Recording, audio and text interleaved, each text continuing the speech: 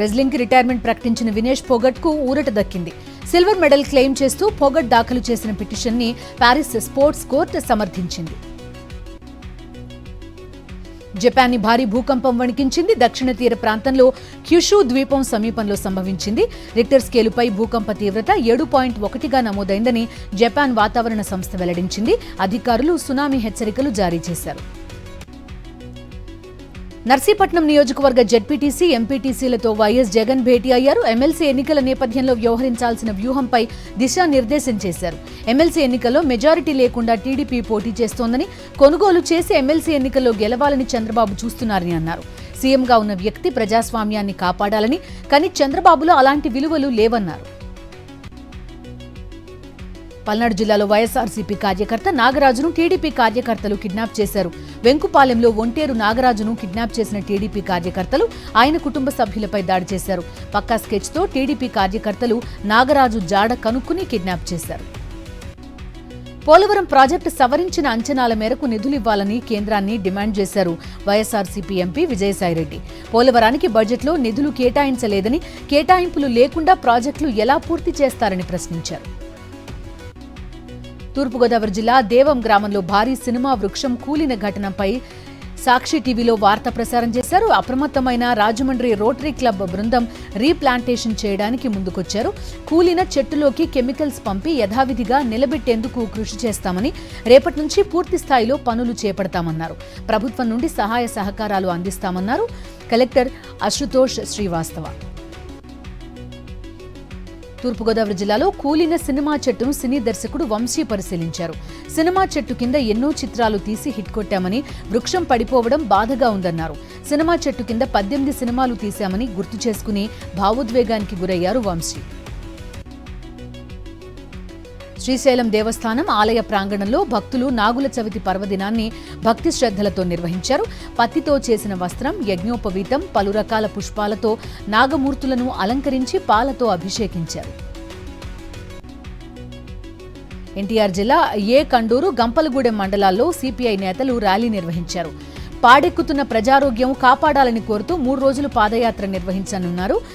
గ్రామాల్లో సురక్షిత మంచినీరు, డయాలసిస్ సెంటర్స్లో సిబ్బంది, డాక్టర్లు అందుబాటులో లేరని ఫైర్ అయ్యారు. ఏలూరు జిల్లాలో కురుస్తున్న భారీ వర్షాలకు పోలవరం ప్రాజెక్టుకు వరద పెరుగుతోంది. గోదావరి స్పిల్వే వద్ద 32 మీటర్ల ఎగువన నీటి మట్టం కొనసాగుతోంది.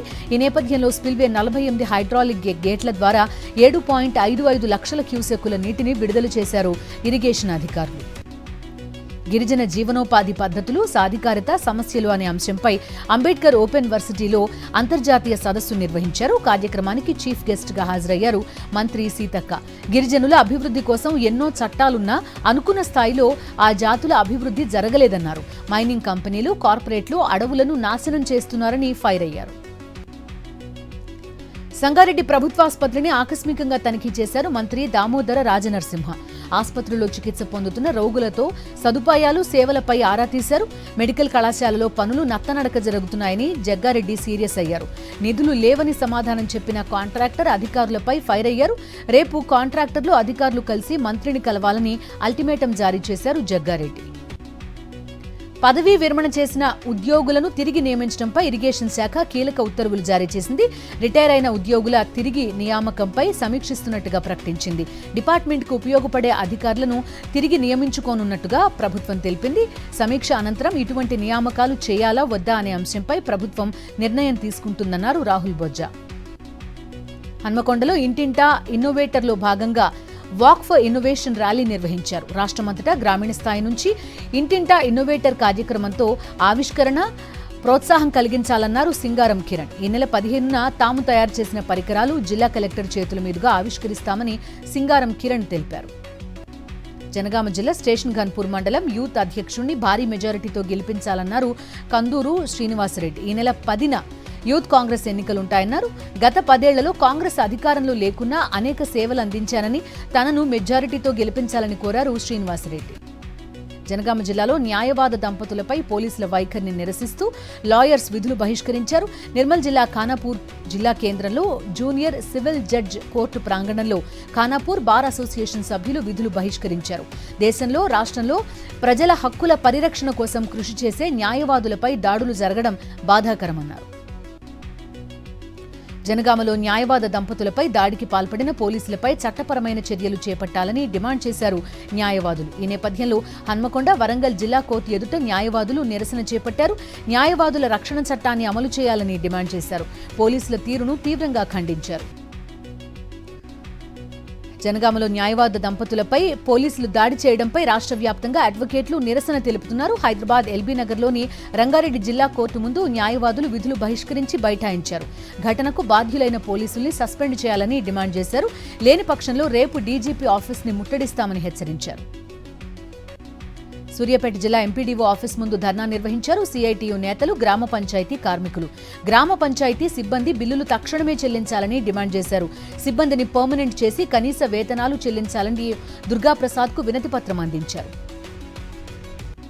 నిర్మల్ జిల్లా ముధోల్ వాసి రాథోడ్ నాందేవ్ కువైట్లో అవస్థలు పడుతున్నట్టు సెల్ఫీ వీడియో పోస్ట్ చేశాడు. ఏజెంట్ మాటలు నమ్మి మోసపోయానని, కువైట్లో ఒంటెలకు కాపరిగా పనిచేస్తున్నట్టు తెలిపాడు. తనను కువైట్ నుంచి రప్పించి రక్షించండి అంటూ సీఎం రేవంత్, ఎమ్మెల్యే రామారావు పటేల్ను వీడియోలో వేడుకున్నాడు. దీనికి సంబంధించి వీడియో వైరల్గా మారింది. హైదరాబాద్ నిజాం కాలేజ్లో విద్యార్థుల ధర్నా కొనసాగుతోంది. యూజీ విద్యార్థులకే 100% హాస్టల్ కేటాయించాలని డిమాండ్ చేస్తున్నారు. అలాగే హాస్టల్లో సరైన వసతులు కల్పించాలని నినాదాలు చేశారు. తమకు న్యాయం జరిగే వరకు ఆందోళన విరమించే ప్రసక్తే లేదని హెచ్చరించారు. గుంటూరు జిల్లా కారంపూడిలో టీచర్కు దేహశుద్ధి చేశారు విద్యార్థినుల తల్లిదండ్రులు. గవర్నమెంట్ మోడల్ స్కూల్లో ఇంగ్లీష్ టీచర్గా పనిచేస్తున్న రవికుమార్ తమతో అసభ్యంగా ప్రవర్తిస్తున్నారంటూ విద్యార్థినులు వారి తల్లిదండ్రులకు చెప్పారు. దీంతో పేరెంట్స్ టీచర్ రవికుమార్ని పట్టుకుని చితక్కొట్టారు. నిర్మల్లో దొంగతనాలకు పాల్పడుతున్న 2 యువకుల్ని అరెస్ట్ చేశారు పోలీసులు. ఈ నెల 2న ఓ ఇంట్లో 7 తులాల బంగారం, 1.5 లక్షల నగదు చోరీ చేసినట్టు గుర్తించామన్నారు. నిందితులపై గతంలో కూడా దొంగతనం కేసులున్నట్టు డీఎస్పీ అల్లూరి గంగారెడ్డి తెలిపారు. జగిత్యాల జిల్లా దుంపేట గ్రామవాసి నర్సయ్య సైబర్ నేరగాళ్ల ఉచ్చులో పడి డబ్బు పోగొట్టుకున్నారు. ఈ నెల 4న నర్సయ్య మొబైల్ వాట్సాప్కి యూనియన్ బ్యాంక్ నుంచి అప్డేట్ మెసేజ్ వచ్చిందని, దీంతో లింక్ను క్లిక్ చేయగా 20 దఫాలుగా అకౌంట్ నుంచి 1.13 లక్షల నగదు ట్రాన్స్ఫర్ అయినట్టు పోలీసులకు ఫిర్యాదు చేశారు. రంగంలోకి దిగిన పోలీసులు దర్యాప్తు చేస్తున్నట్టు చెప్పారు.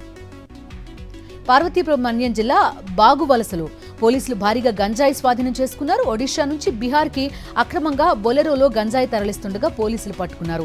వాహనంలో 10 లక్షల విలువైన 87.29 కిలోల గంజాయి గుర్తించి సీజ్ చేశారు.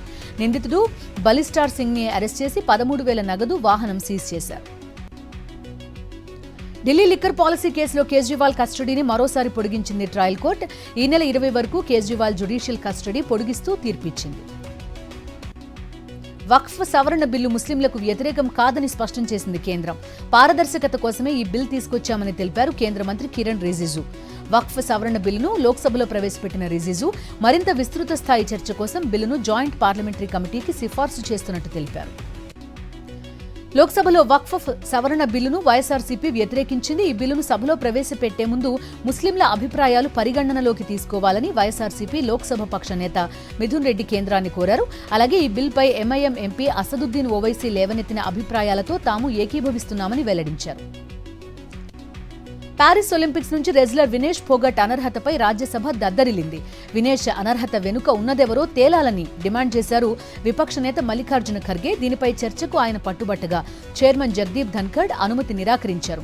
అయినా ఇండియా ఎంపీలు పట్టువీడకపోవడంతో సభలో కొద్దిసేపు గందరగోళం ఏర్పడింది.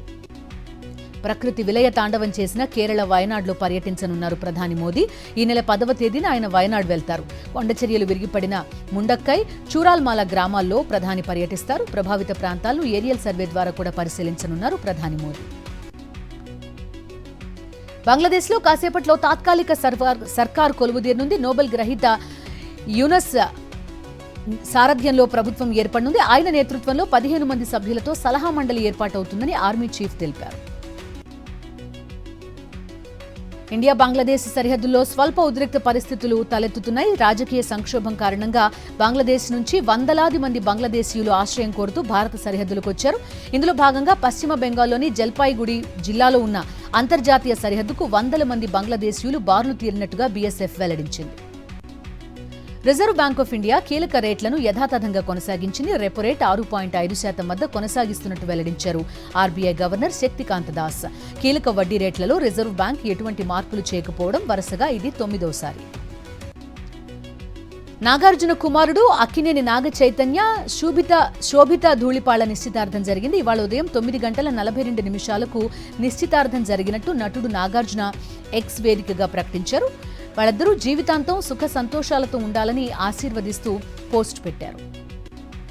భారత మహిళా రెజ్లర్ అంతిమ్ పంఘాల్పై క్రమశిక్షణ చర్యలు చేపట్టింది ఇండియన్ ఒలింపిక్ అసోసియేషన్. 3 ఏళ్ల పాటు నిషేధం విధించింది. ప్యారిస్ ఒలింపిక్ క్రీడా గ్రామంలోకి అనుమతి లేకుండా తన సోదరిని తీసుకొచ్చింది అంతిమ్. తన గుర్తింపు కార్డును ఆమెకు ఇచ్చినట్టు విచారణలో తేలింది. దీంతో అంతిమ్పై క్రమశిక్షణ చర్యలు తీసుకుంది ఐఓఏ. తెలుగు రాష్ట్రాల్లో మరో 2 రోజులు భారీ వర్షాలు కురిసే అవకాశం ఉందని పేర్కొంది ఐఎండీ. బంగాళాఖాతంలో ఏర్పడిన ఉపరితల ద్రోణి ప్రభావంతో ఏపీ, తెలంగాణలో భారీ నుంచి అతి భారీ వర్షాలు పడే ఛాన్స్ ఉందని హెచ్చరించింది.